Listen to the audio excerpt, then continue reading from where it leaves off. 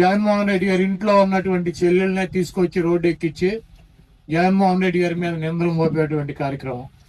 ఈ రాష్ట్రంలో ఉన్నటువంటి ప్రజలందరూ కూడా ఆలోచించాల్సినటువంటి అవసరం ఉంది. తండ్రి చనిపోయిన తండ్రి ఆస్తిలో వాటా ఇచ్చేటువంటి అన్నదమ్ములు ఉంటారు. తన సొంత ఆస్తిలో కూడా వాటా ఇచ్చి ఈరోజు జగన్మోహన్ రెడ్డి గారి మీద ఇంత దారుణంగా ఆడపిల్లలు మాట్లాడుతున్నా కూడా సంస్కారంతో ఒక మాట కూడా చెల్లెళ్ళ గురించి తప్పుగా మాట్లాడినటువంటి మానవత్వం ఉన్నటువంటి వ్యక్తి జగన్మోహన్ రెడ్డి గారు. ఆయన మనం చూసాము, ఎప్పుడు కూడా దేవుడు ఉన్నాడు, ప్రజలు ఉన్నారని చెప్పి ఆయన చెప్తాడు.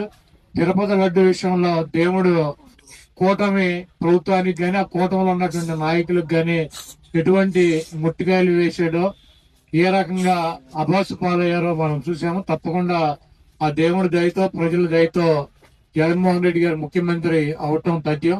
ఈ దొంగ వాగ్దానాలు ఇచ్చినటువంటి ఈ కూటమిని ప్రజలు గోటం దించే రోజులు దగ్గరలోనే ఉన్నాయని చెప్పి తెలియజేస్తూ